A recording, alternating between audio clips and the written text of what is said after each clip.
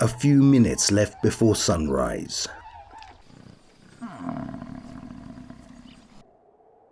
The wind blowing in from the Caspian steppe sways the dark green reeds. An invisible brush, it draws mysterious lines across the black water, bringing a special mysticism to these open expanses.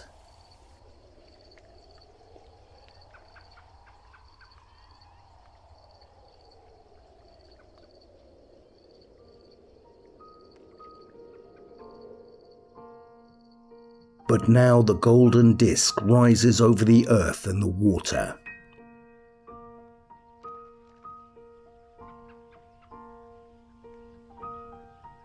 Its rays shine through to where billions of varied microorganisms live.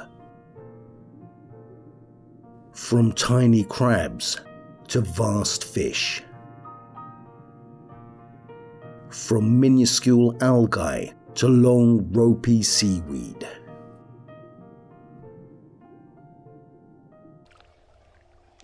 The Achikolsky Lakes are awakening.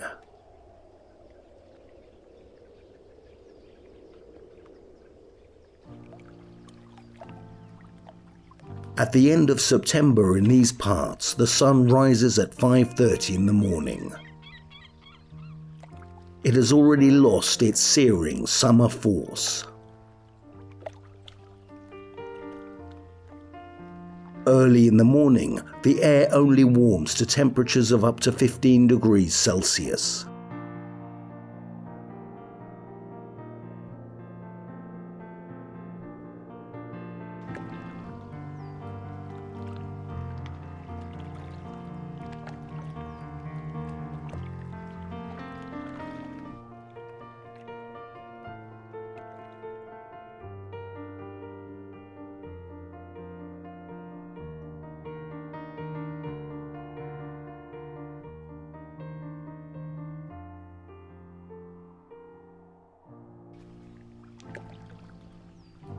Coots are already slipping across the water's surface.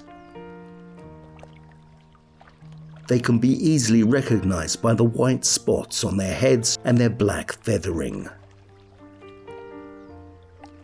Of the vast number of bird species inhabiting the Achikolsky Lakes in late September, their populations are the most numerous.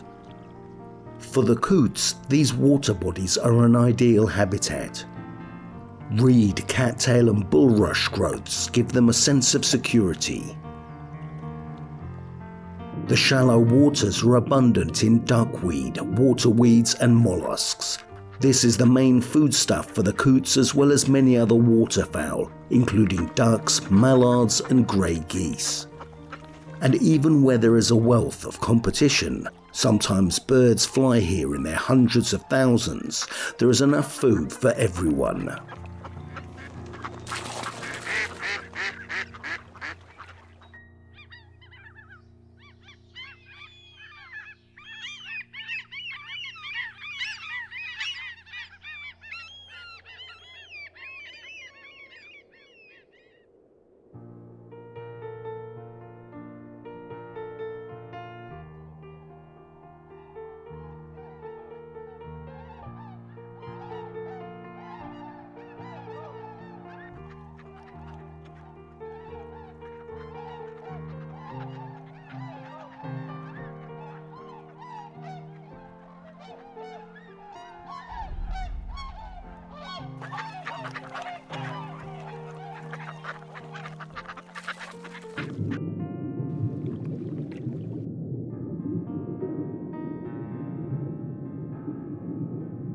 The Achikolsky Lakes cover an area of 170 square kilometers, stretching out across the Terek Delta that feeds the Caspian Sea with its waters. This capricious river once changed its course, roughly every 50 years, flooding fields and settlements.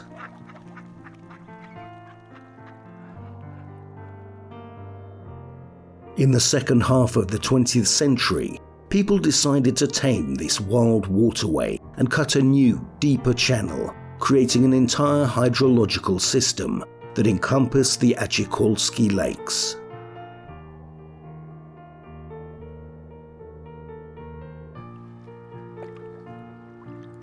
The maps provide us with just a few names, but the local inhabitants and gamekeepers who protect the lakes can name dozens.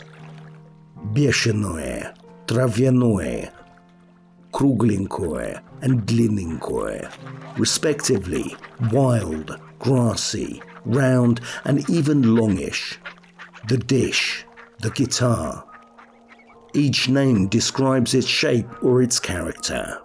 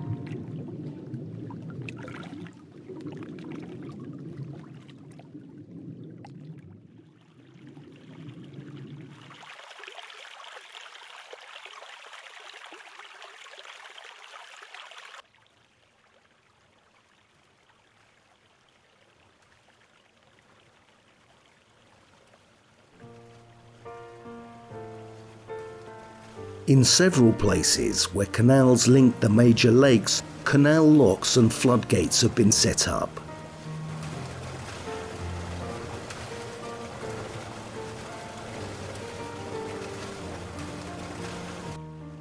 The water levels can be regulated by opening and closing them.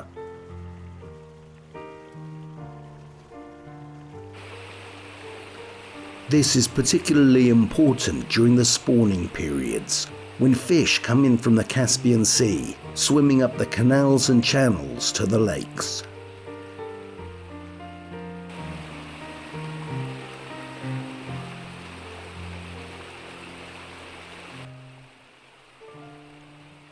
The man-made channels through the concrete dam are passageways for the fish.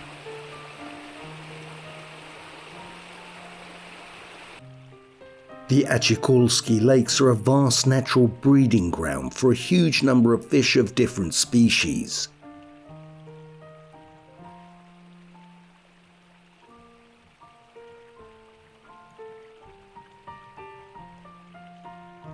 Some of them are highly valued: sturgeon, Caspian salmon, kutum, a member of the carp family, bull trout.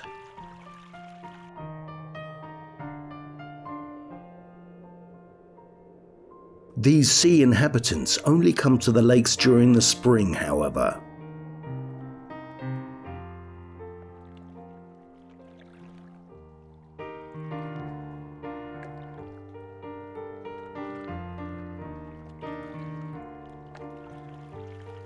Having spawned, they return to the Caspian Sea.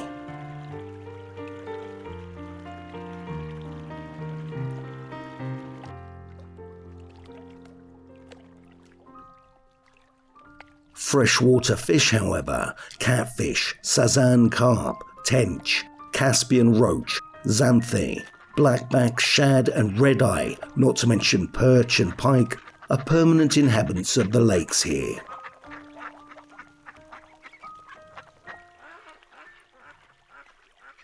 The lakes reach depths of 8 meters.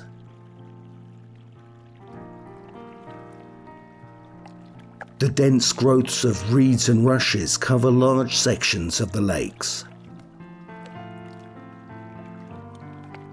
From the water, they look like jungles. Getting through them can be hard work, even where there appear to be channels.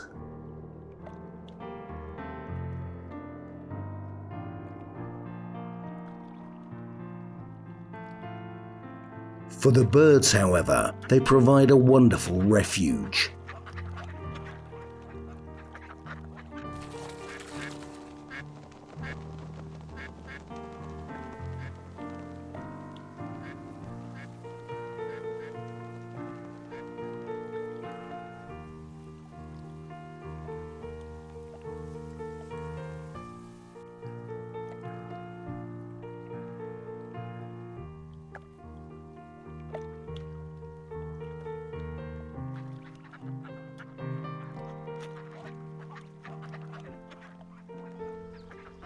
The entire ecosystem of the Achikolsky Lakes comprises the close interaction of a huge number of plant and animal species that inhabit the area.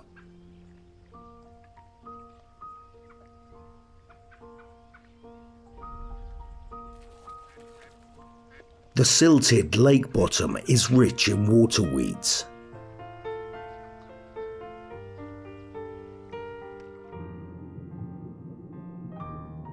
Like the needles of a hornweed.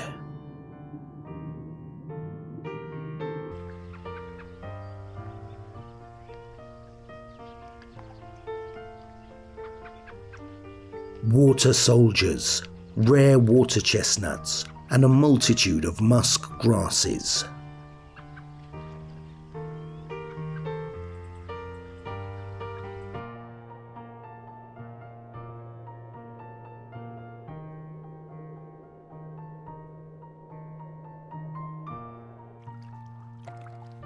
All of this not only provides food for the birds and fish, it also serves as a filter, turning the murky flows of the Terek River into crystal clear lake water.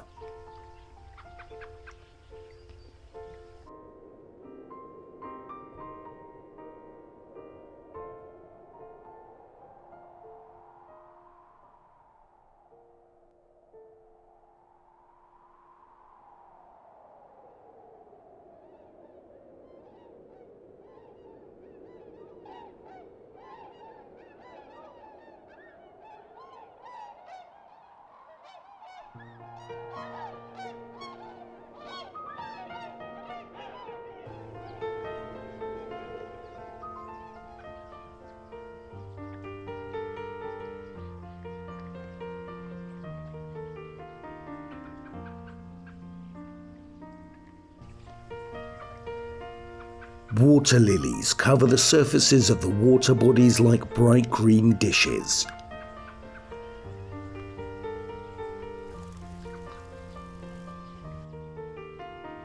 Muskrats eat their leaves and roots during the winter, and their seeds are eaten by ducks.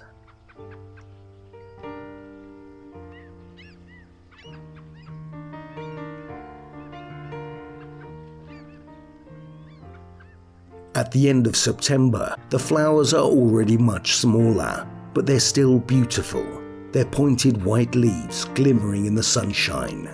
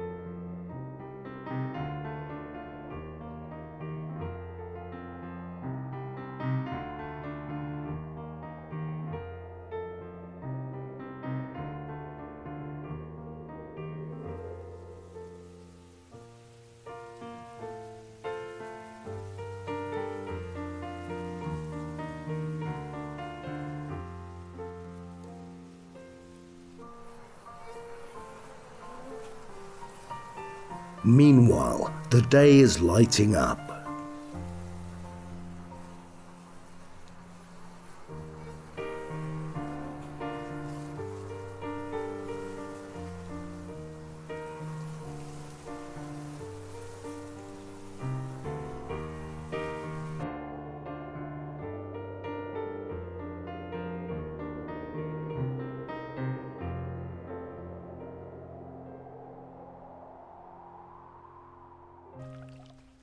Everything living is in search of food.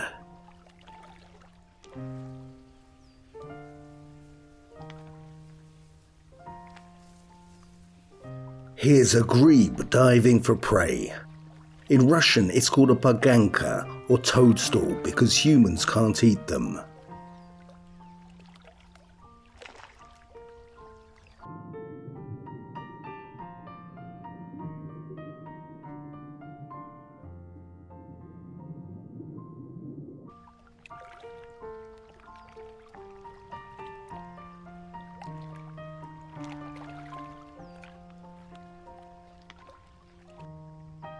Not far off, in the open water, swans are feeding.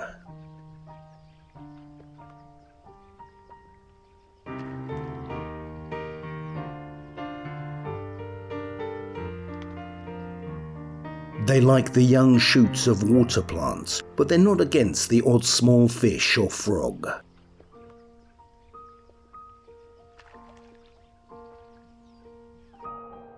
These beauties are permanent residents on the Achikolsky Lakes.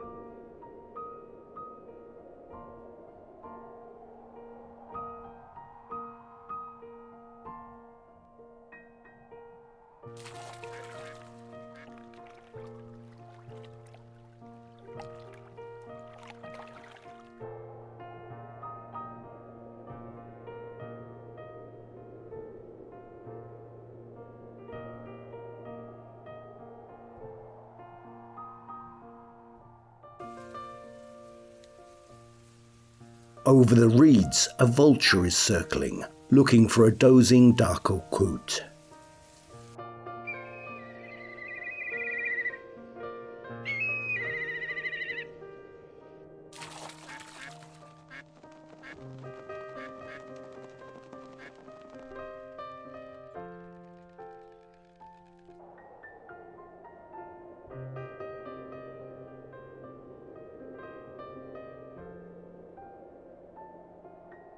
When the predator begins its dive, the waterfowl try to hide in the thickets.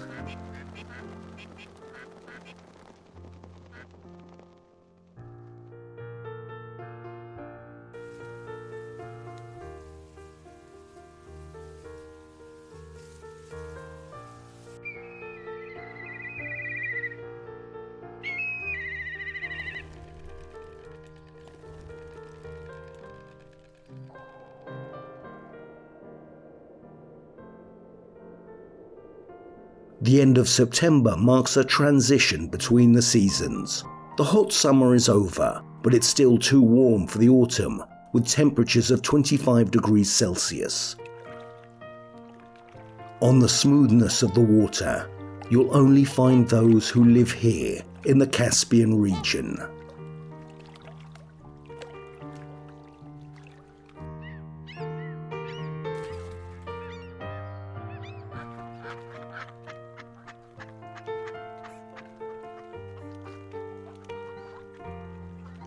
The hunting season on the water hasn't yet started, and the quiet is only interrupted by the occasional bird call.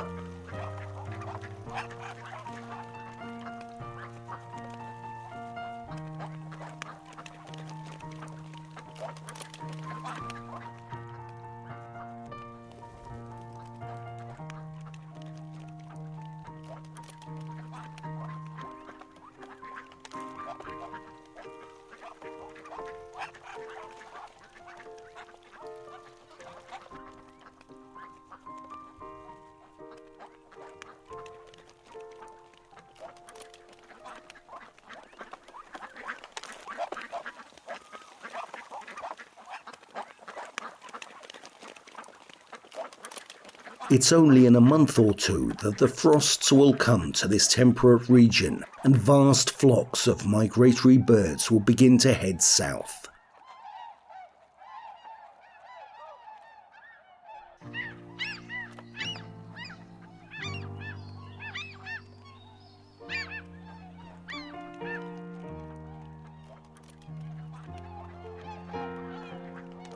For them, the Achikolsky Lakes are a favourite staging post.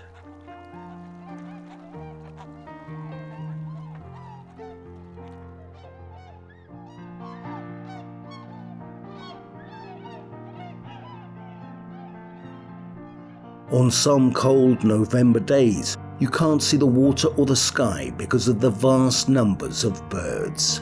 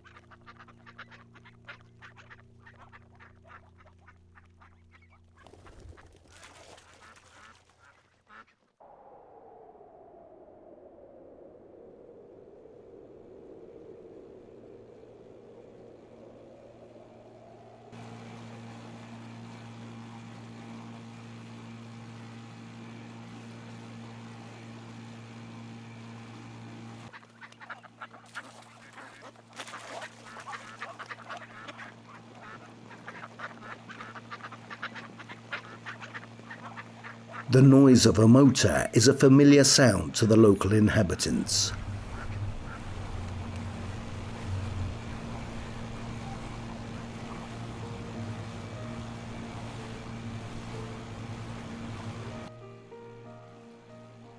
All of the lakes are part of the Achikolsky hunting enterprise.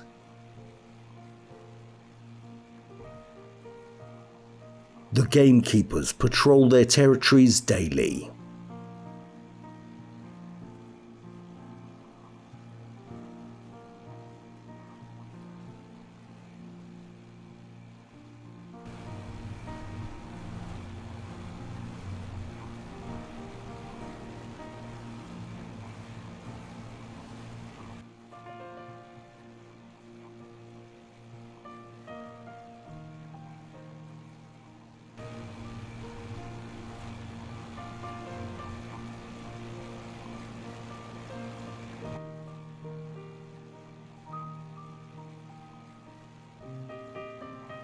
Their main aim is to provide protection against poaching.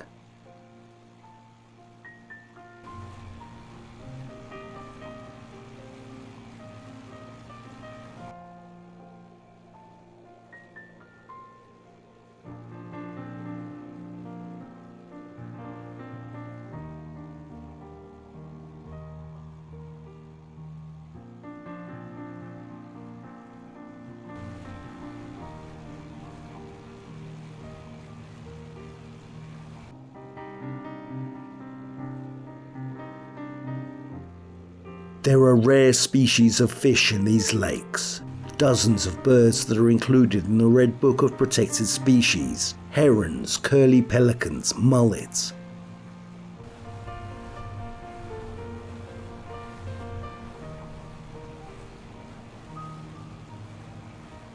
It's hard to get to see them up close. They're cautious birds that won't let you get too near.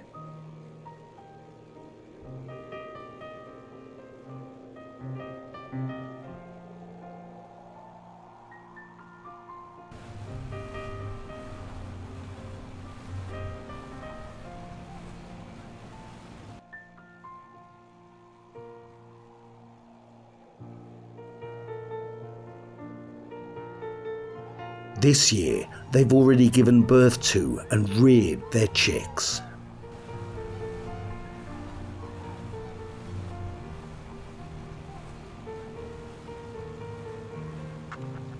The youngsters have started to fly and they're already catching their own prey.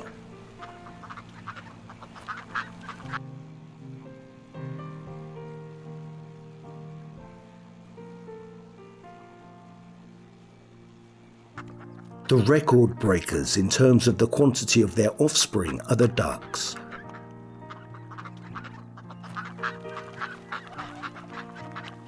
In the space of one summer, they can give birth to 4 batches of chicks.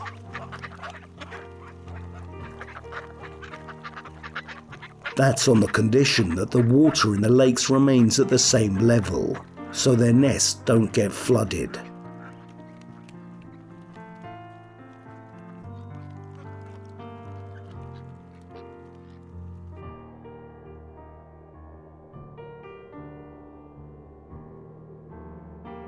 And there are no fires in the reeds.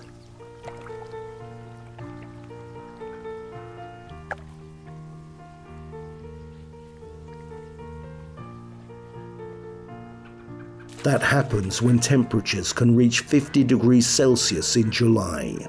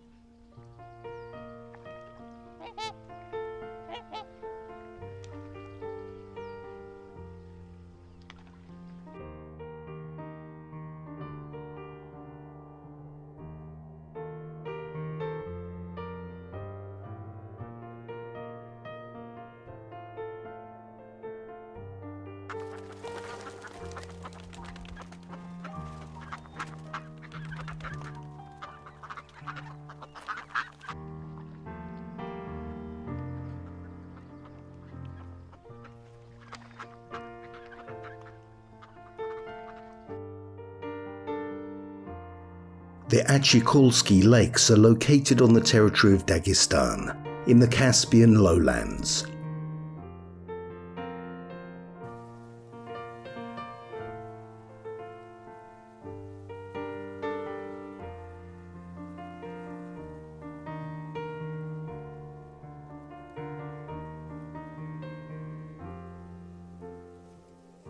The steppe plains that surround the lakes aren't typical for the Republic of Dagestan as a whole, which is, in general, a mountainous region.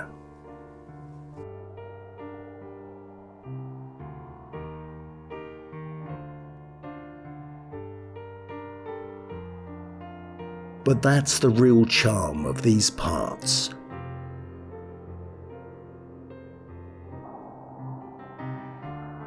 At the end of September, the colour of the steppe grasses becomes subdued.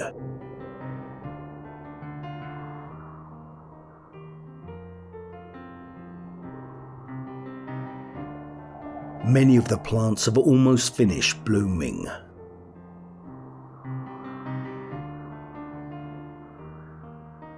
Almost as a continuation of the smoothness of the lakes, the marsh beats that cover the earth like a lilac-violet carpet quiver like waves.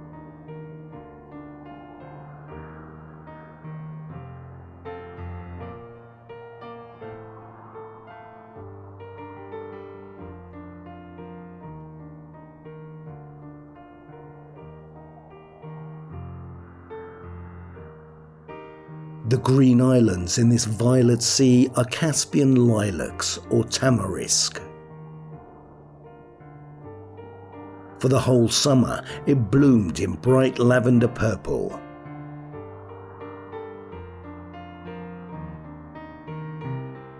At this time of year, you can only find these bright blooming branches near the water.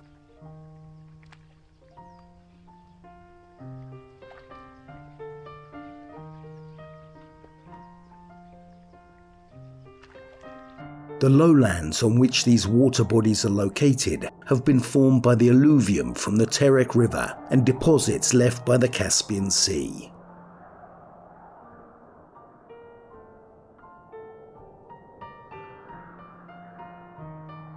The blossoming steppe, lined by channels and lakes, sometimes blends into dried-out coastal lakes that are overgrown with grasses.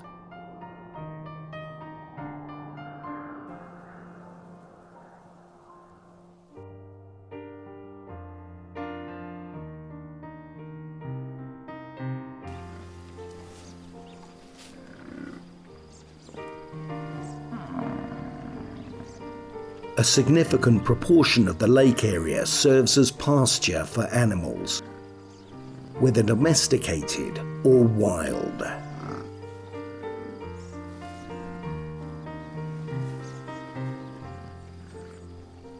Here you can find families of water buffalo.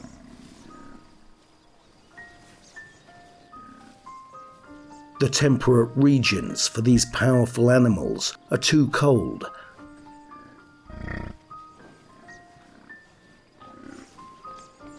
but the Dagestani steppe is perfect for them.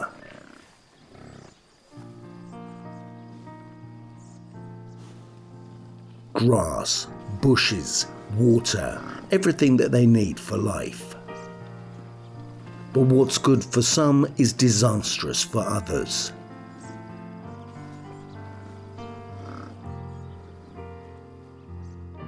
If the lakes become shallower, the fish leave. In order to maintain the balance in nature, people have to act accordingly.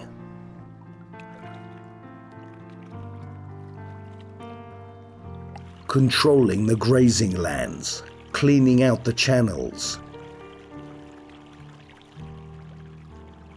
increasing and maintaining sufficient water levels. All this is complex but necessary work. In order to hide from the sun and suspicious noise, the water buffalo walk into the lachovniki, tree-like prickly bushes. The Kizlyar lachovniki are a local attraction. In the spring, the entire steppe is steeped in their intoxicating aromas.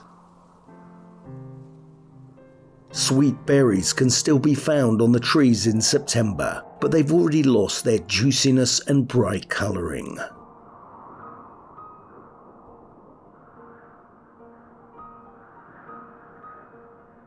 Towards evening, the wind picks up.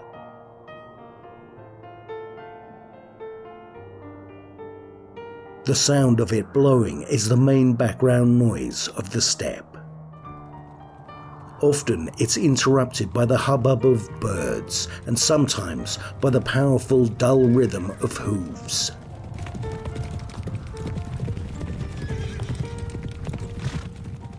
It's a herd of horses irrepressibly rushing across the endless plains.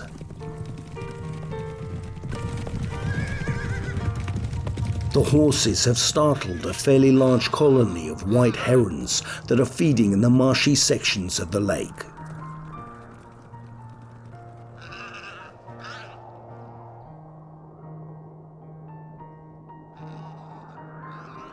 Dusk is beginning to fall. Everything that lives here, having carried out its main task, finding food, heads off for some rest. The sun colours the water with its tender evening rays, bringing dreams of the coming autumn to the birds, a noisy time of migratory flocks. But for now, the Achikolsky Lakes are in between seasons, and there are many more of these calm days ahead.